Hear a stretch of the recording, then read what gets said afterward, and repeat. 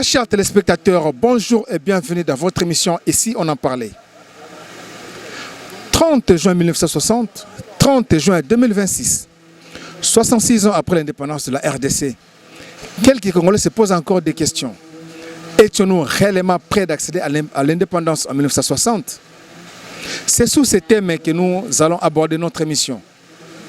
Nous recevons pour vous M. Norbert Kabé-Mpiangou, et le vice-président à l'FDCA. Il sera avec M. Ados Ndombasi, président de Alternative 2028.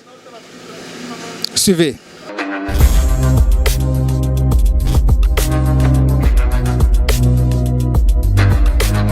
Merci beaucoup pour cet échange autour de 66 ans de l'indépendance de notre cher pays. Mais permettez que je remonte brièvement dans le temps, en 1885, quand des gens se sont réunis à Berlin sans nous et ils ont limité notre pays sans nous consulter. Et ils ont fait de ce Congo l'État indépendant, propriété privée du roi Léopold II. Ensuite, en 1909, suite aux abus on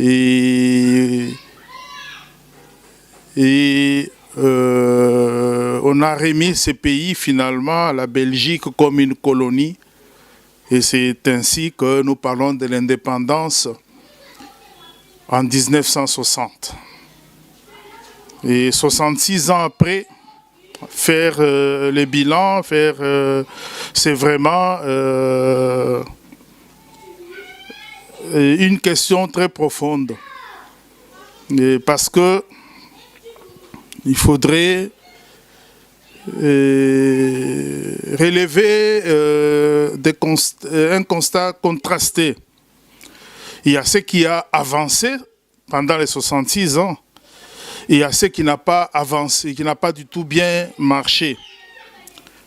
Nous avons effectivement, depuis le 30 juin 1960, une souveraineté formelle. Nous existons en tant qu'État qui siège à l'Organisation des Nations Unies, qui a ses institutions. Et c'est déjà beaucoup. Sur le plan éducation des masses, il faudrait savoir qu'en 1960, on avait moins de 16 diplômés universitaires. Et le taux d'alphabétisation est aujourd'hui à plus ou moins 80% contre 20% en 1960. Nous avons des universités et des cadres formés au pays, mais aussi ceux qui ont été formés à l'extérieur. Il y a des infrastructures que nous avons héritées de la colonisation des hôpitaux, des routes et ce que nous avons nous-mêmes réalisé dans les mêmes domaines. La ville comme celle de Kinshasa est passée de 400 000 habitants en 1960 à près de 17 millions aujourd'hui. Ce qui n'a pas marché par contre, c'est l'instabilité politique chronique et qui a pour départ déjà cette conférence, cette table ronde de Bruxelles où après l'aboutissement et la fixation de la date de l'indépendance, chaque leader est rentré pour faire sa propre campagne et ramener à sa communauté cette indépendance.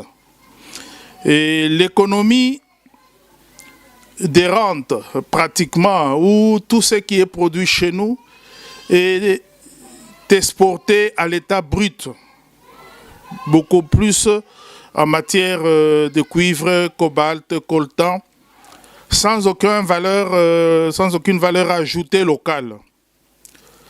66 ans après, 15% de nos routes sont asphaltées. alors que nous sommes un pays continent où il faut suffisamment de mobilité.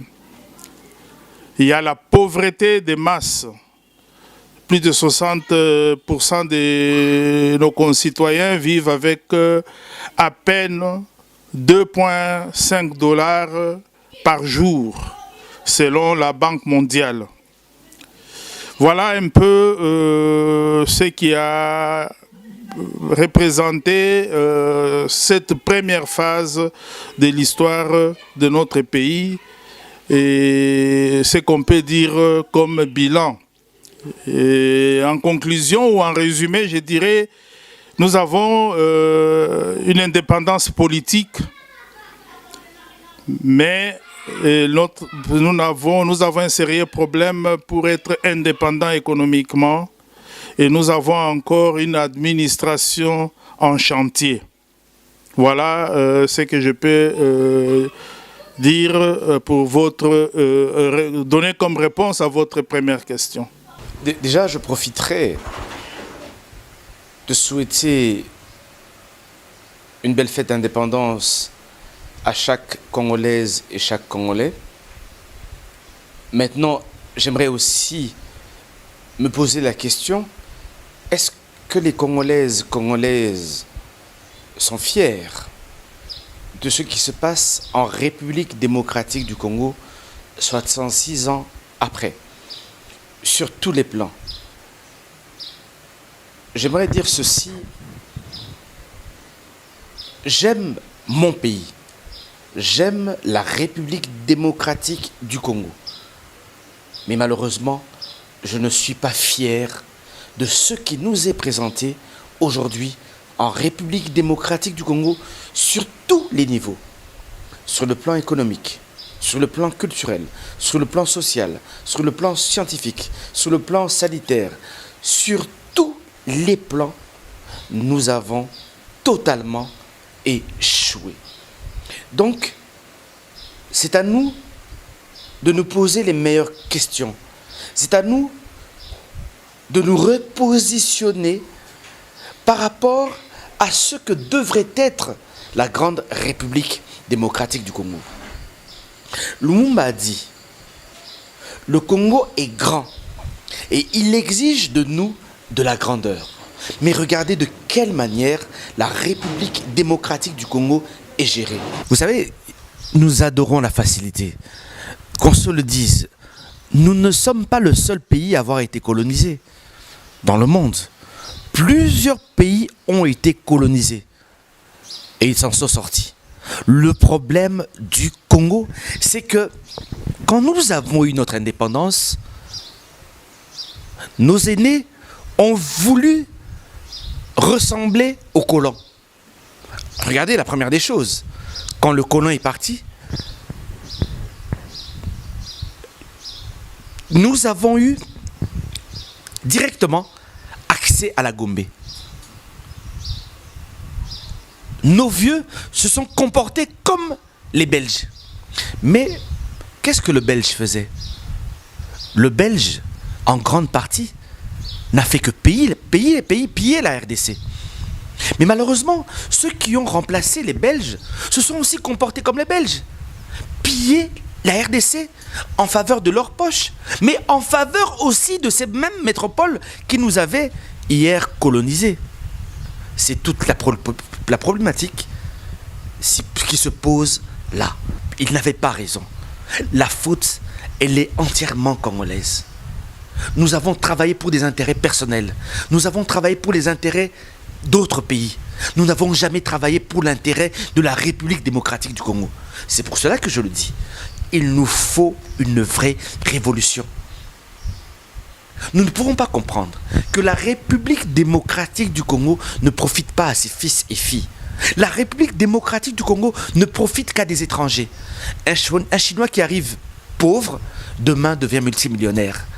Un Turc qui arrive pauvre, un Sénégalais qui arrive pauvre, arrive en RDC avec quelques livres, avec $100, $200, et demain, il devient ultra riche. Et malheureusement, les fils et filles de ce pays naviguent dans une pauvreté légendaire. Donc, Je le dis encore une fois de plus, ce qui arrive à la nation, c'est la faute de ses propres fils. Nous n'arrivons pas à comprendre que nous sommes une grande famille. Et l'intérêt, c'est de faire en sorte que chaque membre de cette famille puisse se retrouver et non de rester dans l'individuel. Le collectif doit primer sur l'individuel. Une révolution. Et elle doit commencer par la pensée. Nous devons apprendre à former une nouvelle génération de Congolais. Vous savez, quand j'étais au Parlement, j'ai déposé plus de 10 propositions de loi. Malheureusement, ces propositions de loi ne sont pas passées. C'est là que j'ai compris que les politiciens congolais ne travaillaient pas pour l'intérêt du pays, mais ils travaillent pour leur intérêt personnel.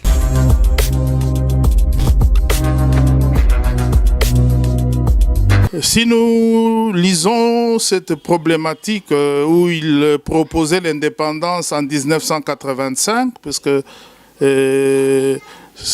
avec 30 ans pour former des cadres et une classe moyenne des administrateurs congolais, nous pourrons dire que techniquement, il avait raison.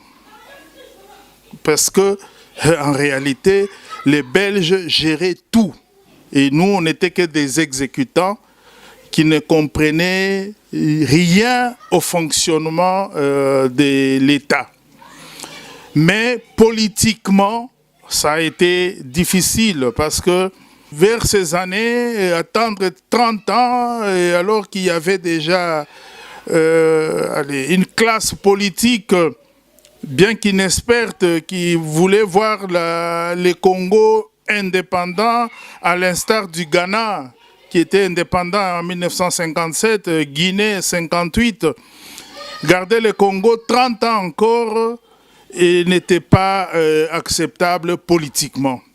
Donc oui, Van Bilsen avait raison techniquement, parce qu'il était nécessaire qu'une nation ait des cadres pour la gérer, mais sur le plan politique, l'indépendance immédiate exigée était légitime. Donc son diagnostic de manque de cadres était juste, sa solution de 30 ans était politiquement impossible. Voilà ce que je peux répondre à cette question. Non, mais nos pères de l'indépendance ont tous, à l'unanimité, refusé ces plans de Van Bilsen. Ils ne mesuraient pas, disons, le fond de ces plans-là. Ils voulaient l'indépendance immédiate. Et maintenant, ce qui est fait. On ne va pas se demander ou se poser des questions de savoir ce qu'aurait été le Congo si on avait suivi le plan de Van Bilsen. Et sûrement qu'on aurait démarré avec moins de difficultés, avec des cadres formés et compétents pour occuper les postes stratégiques de la République, mais on a fait avec ce qu'on avait, et les quelques cadres qu'on avait se sont impliqués et effectivement, ce n'était pas facile sans des personnes formées et ayant cette expérience. Bon, on ne va pas rester à tourner en rond, accuser les plans ou les leaders de l'époque qui ont exigé l'indépendance. L'indépendance, on l'a eu. Il fallait alors nous prendre en charge comme État indépendant et responsable.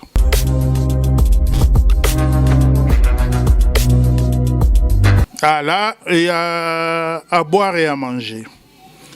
Je reviens un peu à la table ronde de 1959, à la table ronde de Belgique, où il y avait en soit la table ronde politique qui a réuni pratiquement tous les leaders, y compris Patrice Emery Lumumba, qui était emprisonné au pays et qu'on a exigé sa présence là-bas.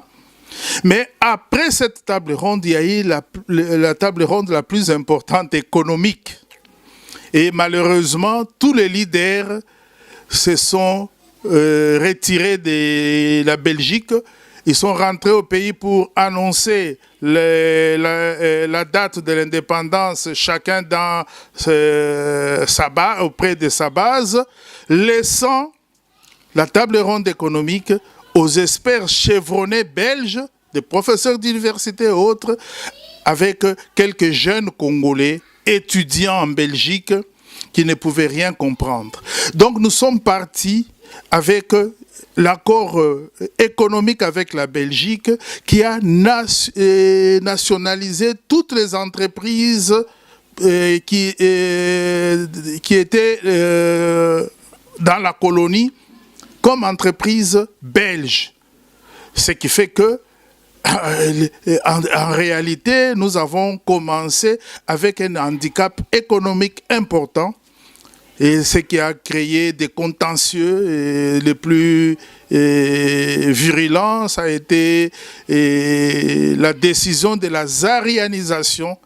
Nous sommes déjà sous Mobutu, de la Gécamine, et qui était en soit les poumons économiques de la colonie, tout comme du Congo Zaïre à l'époque.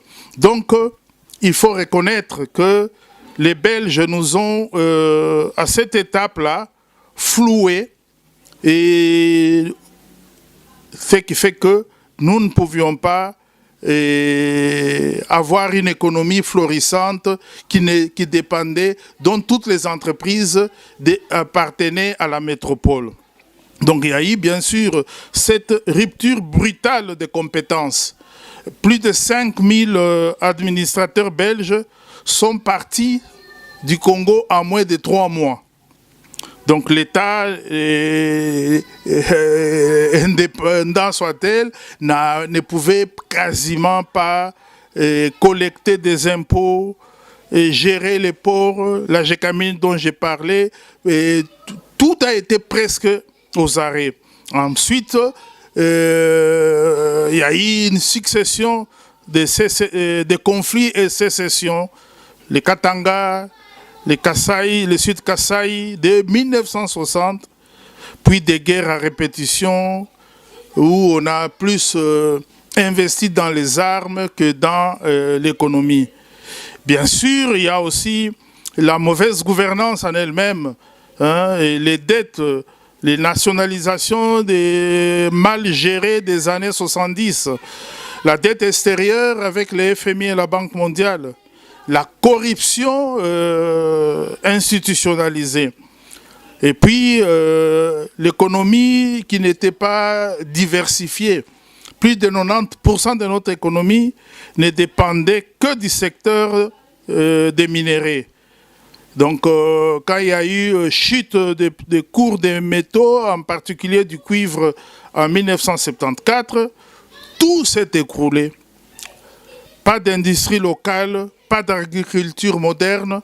Et ensuite vient aussi l'impact géopolitique avec la guerre froide, et qui a fait que nous sommes un pays entouré à l'époque de 9 pays voisins, avec notre sous-sol qui attire la convoitise et tout ça. Ça n'a pas vraiment permis de relever notre économie. Je ne dis pas qu'on a manqué de l'argent, mais on a manqué de continuité, de paix et d'un projet industriel à long terme. Voilà ce que je peux dire sur cette situation pour réagir à votre question. J'ai introduit une loi demandant à chaque école d'enseigner l'agriculture en République démocratique du Congo. Parce que nous devons aujourd'hui combattre l'insécurité alimentaire en RDC. Comment se fait-il? Avec tout le potentiel que nous avons, aujourd'hui le maïs nous vient du Katanga. Le poisson nous vient de Namibie. L'haricot nous vient du Rwanda. Le foufou nous vient de l'Angola. Ce n'est pas normal. Nous devons aujourd'hui former une nouvelle génération qui a pour objectif, bien sûr, de combattre l'insécurité alimentaire. Malheureusement, cette loi n'est pas passée. Nous sommes des révolutionnaires. Nous allons aujourd'hui nous battre pour améliorer les conditions de vie de chaque citoyen congolais. Nous allons nous battre pour donner la paix aux citoyens congolais. Mais cette question, bon, je vais un peu me répéter, il y a déjà le problème des cadres pour succéder aux Belges. Toutes ces plantations et les VA, cacao et de l'huile, disons de l'huile de la fabrication d'huile de palme. Et là où nous étions meilleurs, si pas parmi les deux premiers producteurs africains, c'était des plantations des Belges. Et ces Belges n'avaient pas formé les Congolais pour les remplacer. C'est comme à l'époque de la zaïrianisation, on a pris des entreprises qu'on a données aux Congolais, mais qui n'étaient pas préparées à gérer ces entreprises, qui n'en avaient aucune expertise. Voilà un des handicaps. Effectivement, les Belges, c'est qu'ils nous ont, à nous dépouillant, soit de toutes les entreprises, pour les mettre comme leur propre investissement au Congo, ils nous ont laissés dans une situation difficile. Les peu d'économie, ceux qui existaient, et ceux qui sont venus gérer, pensaient, et je pense qu'il y a aussi un problème psychologique, pensaient que l'homme blanc qui était le chef qu'on portait dans les tipoïs, il est parti, c'est maintenant notre tour.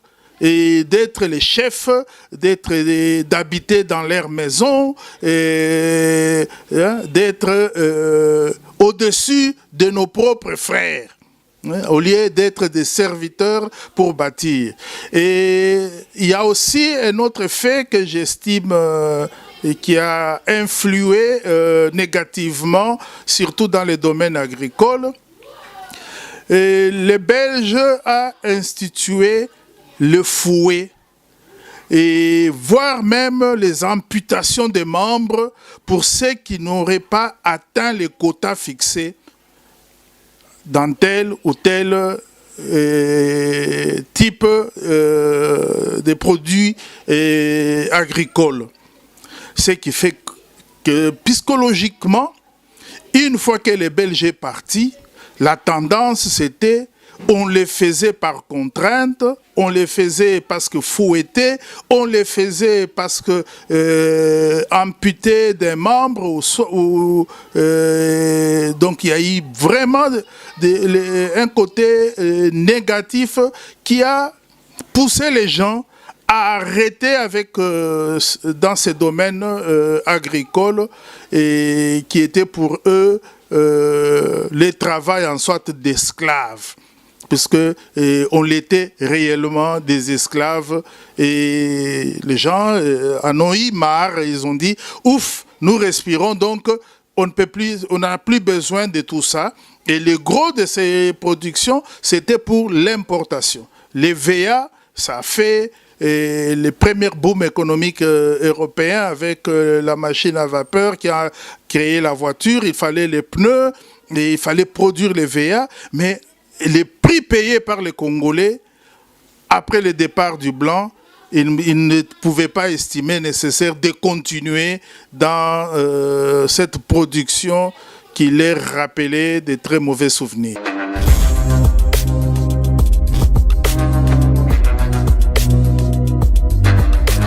Bâtir un Congo plus beau qu'avant.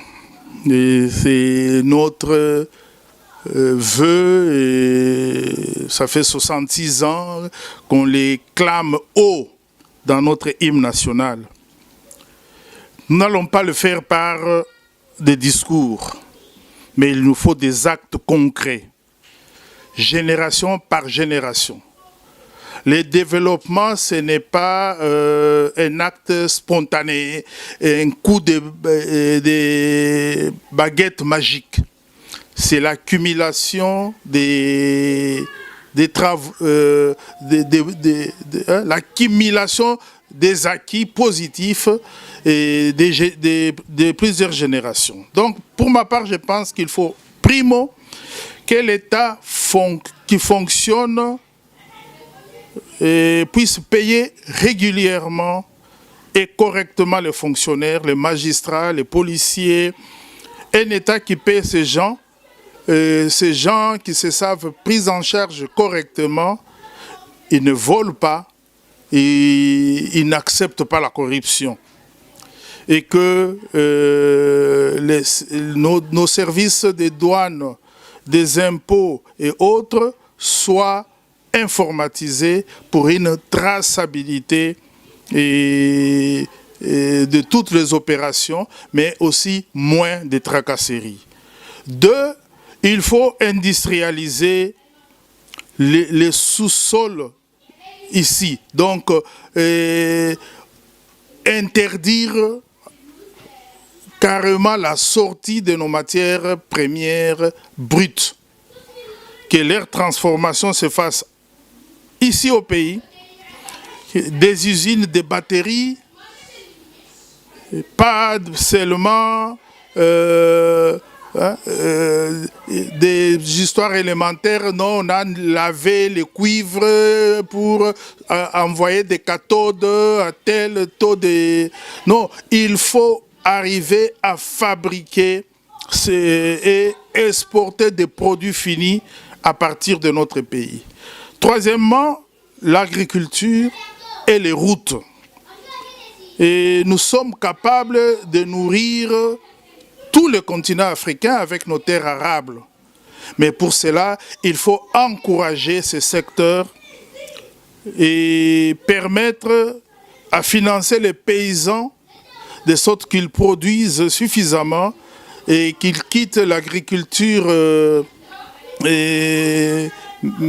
manuelle vers une agriculture mécanisée et ainsi nourrir d'abord les Congolais et produire et exporter l'excédent. Mais il faut aussi, quatrièmement, avoir des écoles et encourager les mérites, et les écoles techniques qui répondent aux besoins du monde et de l'industrialisation de notre pays aujourd'hui. On n'a pas besoin de diplômes qui ne servent pas, qui ne répondent pas aux besoins de l'évolution et de la technologie et des techniques modernes. Mais le plus grand point et le point noir sur lequel il faut beaucoup travailler, c'est la restauration de la paix totale sur l'ensemble de notre pays. Et par la voie d'une diplomatie ferme, mais avoir une armée équipée, une armée capable de protéger nos frontières et dissuader tous ceux qui viennent nous déstabiliser.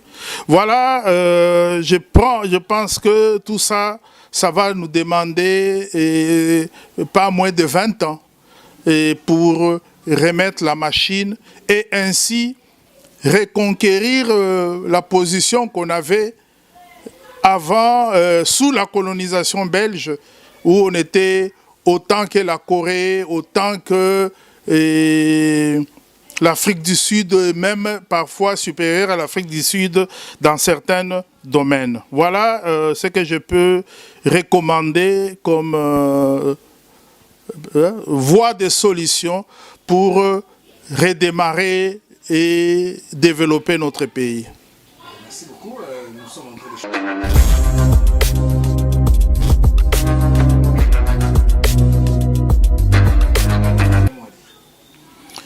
L'avenir de notre pays. Je suis prudent, mais pas défaitiste. Le Congo a 3 atouts que peu de pays ont. Nous avons les tiers des réserves d'eau douce d'Afrique. Nous avons 70% du cobalt mondial. Nous avons une population de plus de 100 millions d'habitants et majoritairement de jeunes.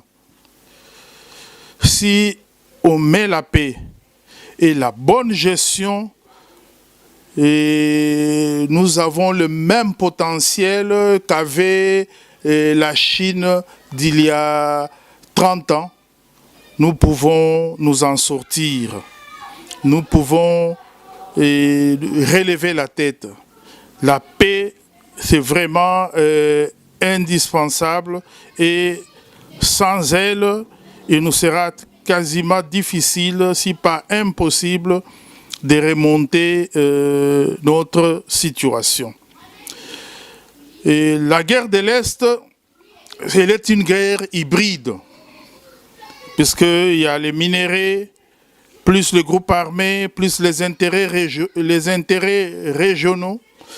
La solution ne sera pas que militaire. C'est pourquoi j'ai parlé de la diplomatie. Et donc, en conclusion, il nous faut une armée congolaise forte et mieux organisée et payée. Et il nous faut une diplomatie active dans la sous-région, et de plus en plus sur ce plan-là, nous relevons la tête. Nous sommes de plus en plus écoutés dans les organismes et organisations sous-régionales comme la SADC, l'EAC, l'Union africaine, l'Union européenne et les Nations unies. Il nous faut la traçabilité de nos minéraux pour couper le financement des groupes armés. Il nous faut un développement local, de sorte que les jeunes qui travaillent ne soient plus attirés à aller prendre les armes contre leur propre pays et pour les intérêts souvent qu'ils ignorent. Et tout cela ne se règle pas en une année. Mais soyez-en sûrs, le Congo de 2026 est plus écouté que le Congo de 2010.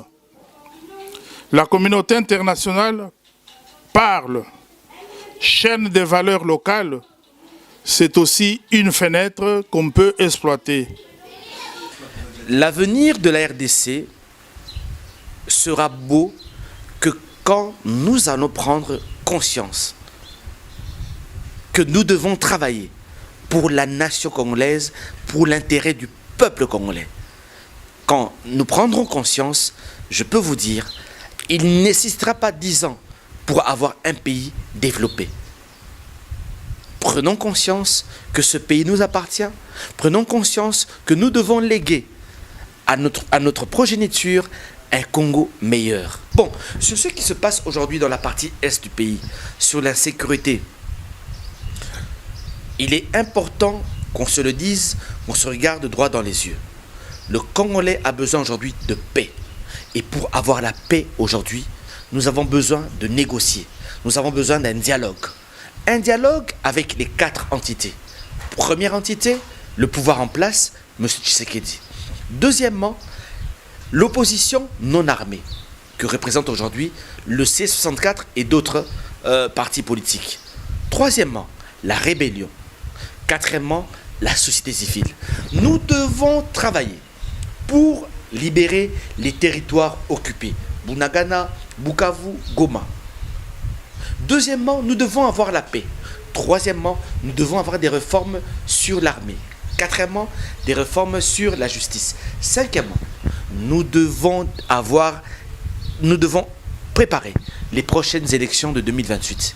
Réformes sur la loi électorale, sur la Cour constitutionnelle, sur la CENI. Sixième point, nous devons travailler sur un plan de développement de la République démocratique du Congo, avec un chronogramme bien précis. Septième point, nous devons organiser, nous devons tout faire pour avoir un tribunal international de paix pour la République démocratique du Congo. Toutes les personnes qui ont fait couler le sang des Congolaises doivent répondre de leurs actes. Voilà un peu notre proposition, nous, Alternative 2028, ce jeune parti politique.